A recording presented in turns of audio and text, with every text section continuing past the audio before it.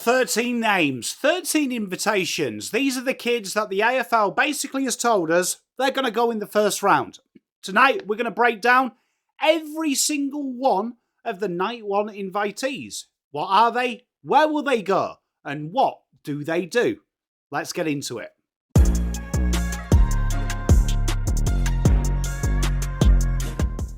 G'day guys, I'm Pom, this is PommyInOz, and the Telstra AFL draft is only days away, and the first round invitees have already started to filter through. We're going to give you basically a cheat sheet for who these guys are, and what you're going to hear. We've got players like a unicorn ruck who moves like a midfielder, we've got one of the Duursma brothers, and we've got a host of academy father-sons. We've got a Carlton son who is a key back, and we've got Gold Coast making up a large majority of the early times. We'll break down all 13 invitees, their strengths, their red flags, their realistic draft ranges, and the clubs that make the most sense to select them. Before we dive in though, do me a favour, you can do the most influential thing. You can hit that like and subscribe button, become a part of the community. We're fastly growing here, and it'd be great to have you on board. And also let me know, who is your standout pick one? Is it Duursma? Is it Duff-Tytler? Is it someone else? Let me know in the comment section and get that conversation rolling. So let's start at the first invitee. In no particular order, we are going to look at Duff-Tytler, the forward who can play in the ruck. We've got to call him that as well. Make sure we look at him as a key forward, 201 centimetres from Calder Cannons. He is an absolute hard-to-find type player. He really does move and play like a midfielder who is an absolute juggernaut in size. You can see the way that he moves as well. He changes direction really sharp. The way he jumps, he covers the ground. At the Combine, he had a 6.21 in the 2K time trial, 2.92 for a 20-metre sprint. Both of them top 10. And for a ruck, that is quite simply outrageous. He definitely needs to work on that tap ruck work, but his follow-up work is another level. And he basically becomes an extra midfielder when the ball hits the deck in them contests. His ability up forward, though, is really impressive. He can take a contested grab and hurt you on the scoreboard. We saw this when he played for Essendon in the VFL. 3 goals, mixing his time as well in the forward half and in the ruck. And the centre bounces, he did show that he's literally improved throughout the year. When you are buying Cooper, though, you are buying someone that will play forward to start and then move back. He's definitely someone that will really come in to the system and do quite well. A modern mobile ruck forward who can play in all of the phases of the game. He's definitely incredibly athletic. That's his big strength. His follow-up work and work around the ground is amazing, but I think he's genuinely a key forward, and the upside is he can ruck. He definitely needs to develop that side of the game, and obviously with him being young, the more he gets that body physicality, he will be a good player, but he's right up there with anyone in this draft pool. If it all clicks for him, you've definitely got that Premiership level modern ruckman. The draft range here is anywhere from 1 to 5. West Coast looks the most likely destination for him with their second pick. Long-term pairing with Willem Duursma, but there is also talk Essendon are into him as well. I wouldn't see him get past the Richmond pick, though. Would he slide that way? And I would anticipate there would be quite a lot of offers should he get past Richmond and past Essendon for people to literally pay into that draft. Willem Duursma up next. Willem Duursma, 193, can play just about everywhere. And he is a really exciting talent. Definitely a generational talent. He might be the youngest of the Duursma clan, but he has put together the kind of year that screams top pick. The beauty of Willem is that versatility. He has played just about everywhere, from a rebounding halfback. He's played at key position players at times, on the ball, on the wing, half forward, and he's looked comfortable in all of these roles. For Gippsland, he's often played that midfield forward role, and that is really exciting. He has been really strong, finding the ball, kicking over a goal a game, and really being able to distribute incredibly well, but also being that injection of pace when you need it. At the Championship for Vic Country, he played quite often behind the ball, and really was the metronome in them getting from back to front quite quickly. He's been the country's MVP. He's also been picked in the All-Australian side. He reads it really well. He's got real strong mark as well and takes the game on with his kick. Strong combine performance as well with an 87cm running vertical. This guy is a top-end talent. You're drafting a kid that can genuinely impact anywhere from halfback to inside mid to half forward. The versatility, the footy IQ, the aerial work and the two-way running, he's already showing why he could be a long-term prospect for your potential football club. The big question mark on him is, where do you play him? He's played just about everywhere. He's probably too good to play down half-back, too good to play half-forward. So that versatility needs to be honed. But this guy here, long-term, could be a real strong player. A tall mid-utility who can win it on the inside and hurt you on the outside and hurt you front of centre. This is the type of player. Draft range, pick 1. Lock it away. I can't see him getting past the Eagles pick. I reckon they've locked this one away. Him and Reed together, that is a tasty combination. Suns, an academy gem, Zeke Uwland. And if you're looking for a quick mental picture and a synopsis, imagine a left footer with a high footy IQ that's played state football for 2 years, even with an injury, can play on the wing, halfback, reads the game incredibly well and slices teams open with his kicking. We didn't see much of him this year, as we said. He had some injuries, but playing in the VFL, having also played a lot of VFL games the year before, he had a few stress fractures of the back, but he has been so strong. He was an All-Australian last year, played VFL for the Suns at 17 and looked super strong in them. And in the Futures games, he really did tore it up. He still averaged around 16 touches and 4 marks playing off the wing halfback this year at VFL. Clean ball user, composed under pressure, and very good at connecting the chains on possession. Then being able to drift forward and kick a goal. He's backed it up as well. Combine, 95cm of running vertical, standing jump of 75. Kicking, decision-making, running power, versatility. You're drafting a kid that could be a long-term option. And Gold Coast, they've got a really good one here. Obviously, the concerns are his back, but when you go through his medical, I'm sure it'll be fine. This guy is a bona fide talent and a very incredible left footer who can win the ball on the wing and drop back, work hard defensively, but also get you going forward as well. This bid should come within the first 3. I would genuinely be shocked, and Gold Coast will absolutely, without question, match this bid. Up next, Dylan Patterson, another Gold Coast Suns boy, the 183 halfback that can play in the midfield, and this guy is an excitement machine. He is an absolute sensational player, and coming from a rugby league background, you can see why. He literally understands these tight spaces. He attacks the ball incredibly hard, and when he's been playing across halfback, he has broke lines. He is a genuine blistering speedster with power, and the kick is incredibly penetrating. The Allies, he was over 20 touches, 5 rebound 50s, and was an All-Australian off half-back. He had some big moments as well in there. His burst forward, his ability to hit targets was a real standout and be able to change the game. He's courageous, and in a game that involves transition football being key, he is an absolute must. Even at courts level and in the VFL, he's shown that ability. Take the game on, look for the intercept, and be aggressive with his movements. He's incredibly, incredibly quick. His line-breaking speed and power and that attacking mindset is the ability in the AFL nowadays to turn the game on its head. The defensive side still is a work in progress, but the risk-reward is absolutely insane, and this could be huge. With him not testing at the combine, it might put some teams off with his hamstring, which might help the Gold Coast out. But this is a pick inside the first 7, and I would be incredibly shocked if Gold Coast don't match this. But teams like Richmond, Essendon, they'll look at this guy and test them waters. He is a strong player and one to look out for. Up next, another NGA boy, Dan Annable. I am a big fan of the Annable 1084 midfielder, and this guy is incredibly complete and incredibly underrated. His work defensively and offensively is an absolute dream.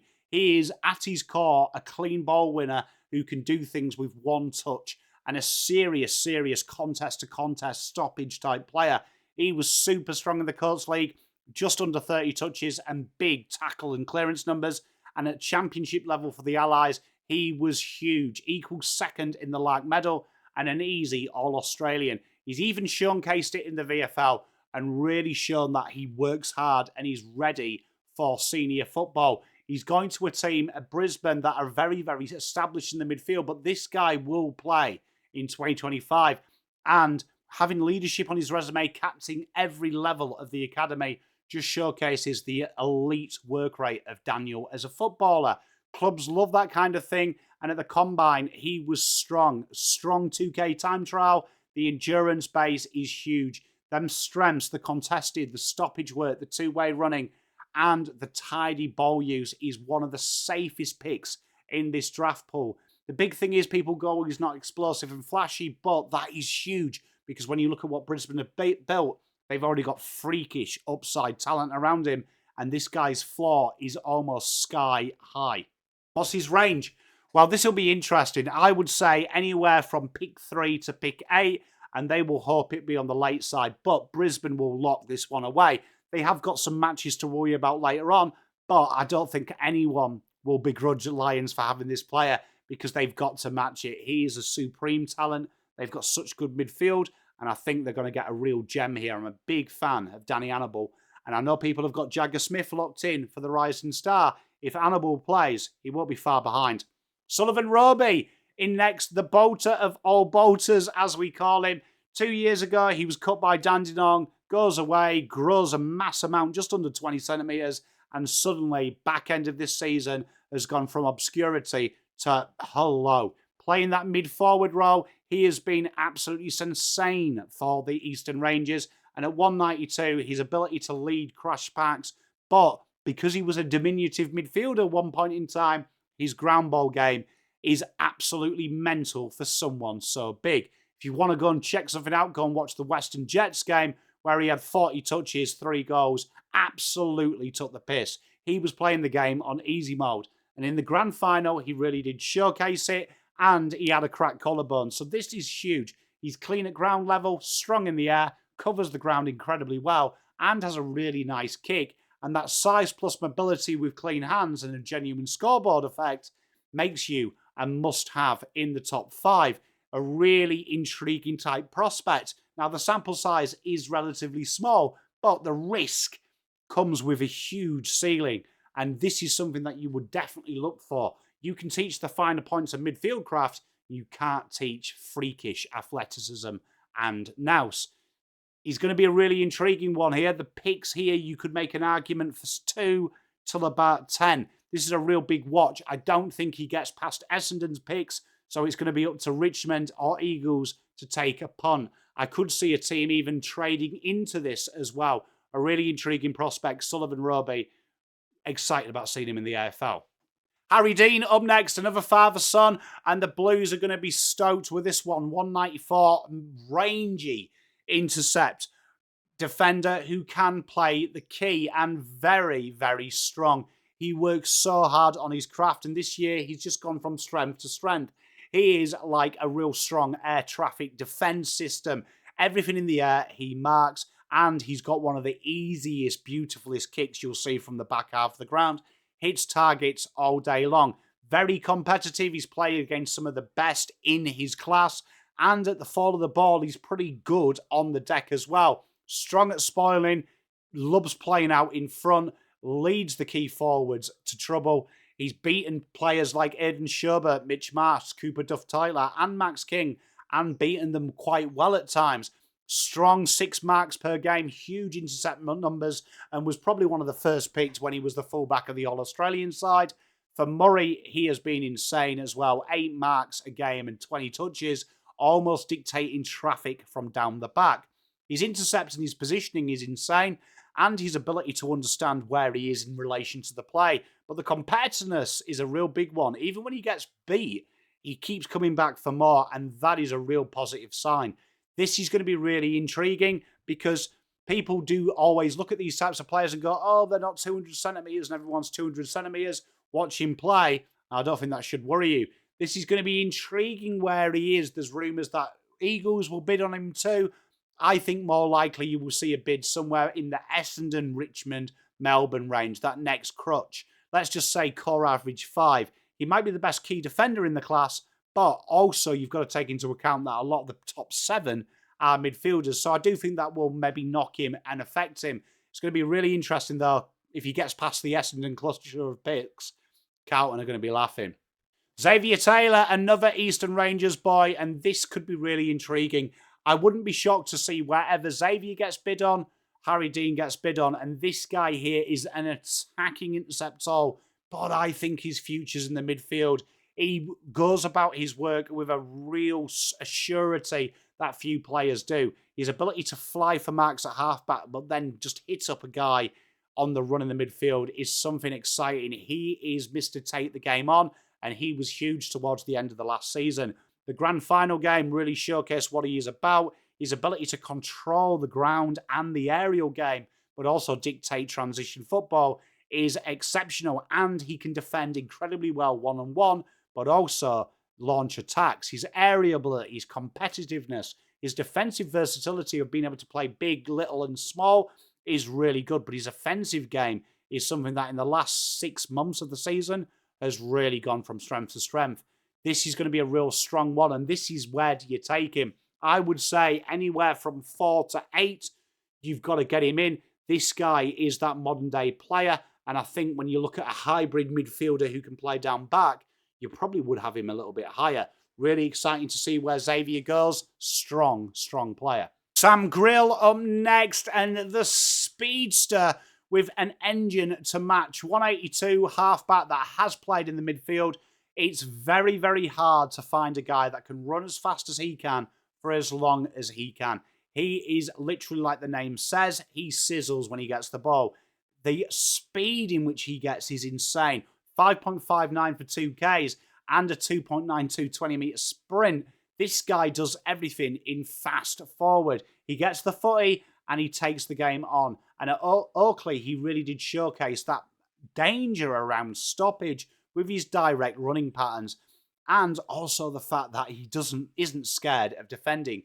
He was really solid for Vic Metro. He didn't exactly break down the door, but he was consistent. But the games in the VFL really did showcase where he could play for Richmond. His ability off halfback really did get people excited. The strengths are obvious: speed, evasiveness, the agility, the running power. You can buy these things. He obviously is raw, and it's something that he's going to have to learn, the ball use and things like that. But you are drafting someone that is an incredible one-of-a-kind player and something that is exciting. Modern-day wingers are built like Sam Grlj, and he could be incredibly important long-term. This is a really interesting one. We've got him going anywhere from 5 to about 15. I think it's the top end of that. I'd be shocked for him to go past the Richmond picks. Certainly shocked if he got past the Essendon players. But there'll be teams waiting in the wings, hoping that someone lets him slide, because he's a must-have in the top 10. Dyson Sharp up next, the Mr. Consistency, the midfielder and a fan favourite here on this channel. 187, an inside bull, Mr. Contest himself, and he looks ready to go from day one. He has played in Sandford Colts, but also did very well for the National Championships. His big body, his competitiveness, and his leadership all makes you look outstanding. The Lark medalist, he is really strong, averaging just under 30 touches, 11 of them contested, 6 clearances, and a goal a game. He has shown he's added that repertoire of forward half nous, a danger around front half stoppage, and his ability against men has shown that he can really play. He's tough, he's a leader, and he's got big numbers in and around the ball. His contested ability to get it on the outside is really exciting. Now, the knock is he's not dynamic and things like that, but that is a fair case. Yes, he hasn't got an outside game. That's why if you put 2 trusty wingers around him and a line-breaking midfielder, bang on. He missed the combine due to illness, so he is going to slide, and that makes it very intriguing, because I see him here as an incredible option for a side that wants to build a midfield from the base up. It's going to be intriguing where he goes. I think anywhere from 6 to 12, which is quite on the high side. I think you might see teams trade up, but if teams get more picks inside 15, looking at you, Essendon, won't be shocked to see him be called out a little bit earlier than that. Up next, Sam Cumming, his brother in arms for South Australia. And this guy here is super exciting. A goal-kicking mid that is also hungry defensively is always a delight to talk about. Raw power, raw grunt, but a lot of goal-kicking nous. And he's marking in a league that is frothing midfielders that can mark is exciting. His ability at Sandford for North Adelaide playing forward of the ball was impeccable, and his link-up work is second to none. He's really a smoky in this draft because his impact has showcased everywhere at national championships and at Sandford level. His ability to kick goals, big-time goals as well, have been huge and was named in the All-Australian half-forward line. He has been doing it at every level, and this guy here is super exciting. He was the MVP last year in the under-18 as well for a bottom ager.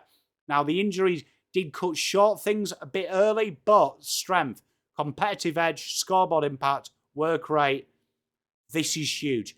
You just got to polish it up. But once you get the basics taught, the advanced, he's a master in. Very exciting prospect. Now, this is, again, another 5 to 15 range. See Sam Grlj. If you compare up Dyson Sharp, though, and Sam Cumming, you've got two guys that were just doing it with a sixth sense. But I think everyone will be in the mix from 5 for Sam Cumming. A real get. A must-have for mine. In at 12, Jacob Farrow. We finally get a bit of WA representation here, but this is Mr. Ball use from down back. Big difference between him and Lindsay. He's done it in the midfield. 187. This guy is exciting. Played mostly at halfback this year, but did have spurts for West Perth in the midfield where he showcased that maybe you've got Hayden Young 2.0 here. He has played at the senior level as well and managed to find the ball, which is really important. But his link-up play, particularly by foot, is insane. Nearly 90% kicking efficiency. That is insanity. He's strong through his body as well, takes the game on, reads the play incredibly well. Aerial strength is really strong, but his drive off halfback with that left peg of his is something super exciting. His intercept and his decision-making, his footy IQ really shows he's good, but he can also kick it on both sides and play on both sides. He has really been threatening, and at ground level, he's been strong. If he wants to become a midfielder, he's definitely going to have to get that tank a little bit up, but this guy is as plug and play as they come, and I'm super excited about seeing where he goes. The draft range for this guy, probably 8 to 16, I would say. You're getting a really strong player here, though, and I can see some sides trading up for him. Eagles will be dreaming this guy slides to their 13, but I wouldn't be shocked to see some teams do some little workarounds to get him. Hawthorn would be in the mix. Melbourne definitely would be in the mix as well, but could also see teams like Geelong hoping someone loses their mind and he slides there. And then the last one, the late invitee, Cam Nairn. We've talked about him a lot on this channel. The half forward that has played in the midfield, inside and out. He has been super strong at national championships, a bit like his opposite man at Vic Country, Noah Hibbins-Hargraves. His ability to kick goals in red time is insane, and that 190, he's that unique package that plays consistently in an oversized position. His ground coverage is insane. His scoreboard impact is huge. 22 goals in 13 games for Centrals. That is huge, but also his midfield where he's really impressed. His link-up play, the handball chains. He's a metronome in every sense of the word. And his ability just to play that give and go with great footy IQ is strong. And when he's played at half forward, his marking is insane. And he really understands to drift you into the pocket, double back, and come high up the ground. He's a really strong player. And at Sandford under-18s level, he dominated. He's really showcased that. And playing in the reserves, he did look comfortable against men and juniors too. Now at the Combine, he showed most people who were surprised that he had a tank. 6'13" for 2K, managing to push both ends of the ground. I think he could be a wingman, an attacking wingman at that. Great kick, good mark, incredible running patterns. Also the aerobic capacity, but the ability to scoreboard. Could see him having a Sam Davidson style impact year one, which could be huge. Definitely if you want to play him as an inside midfielder, he's got to work on that defensive craft at times. But I think you're going to see this guy go anywhere from 10 to 15. The hot noise is he's going to be a first rounder, and now he's been invited. Wouldn't be shocked to see him being very early doors. People are saying Melbourne want him. There's talk the Crows are trading up for someone. GWS, though, they'll definitely sniff at him. So that's your 13 night one invitees. Get ready. You'll hear these names should be in the first night. These are the kids you expect to hear early. You've got Duursma, Duff-Tytler, headlining the class. Uwland, Patterson, the Suns Academy Chaos, Annable, he's there, the Brisbane Lions boy, Robey, Sharp, Robey, that bolter of the decade. And then you've got Harry Dean, father, son, and a host of Eastern Rangers and WA interstate boys as well. For me, the big stories here are how early will these bids come? Uwland, Patterson, Dean, and Annable, and how much will these teams have to cop up to land them? The big thing for me, though, is Richmond, Essendon, and Melbourne. Which club walks away with the best first-round haul? All three are in a great position to really mix up the draft, particularly as well. We're guessing that the Eagles 1 and 2 is there, but I wouldn't count out a trade from them. Let me know down below who's your favourite player of these 13. Who will be the best one in 5 years' time? Who's the safest, but who has the highest ceiling? And do you like Sullivan Robey? Do you think he's going to blow the game open? Would you take him pick 2 with Eagles and really shock the world? If you enjoyed this, hit that like and subscribe. We're going to be live for draft night. Monday, we're doing a live with you guys. Make sure you check out that drive simulator as well. Have a bit of fun on the drafting. It's free to use. I'll see you soon. I'm Pom. Thanks for watching and see you soon. Spent all my life holding all of it closely. I played it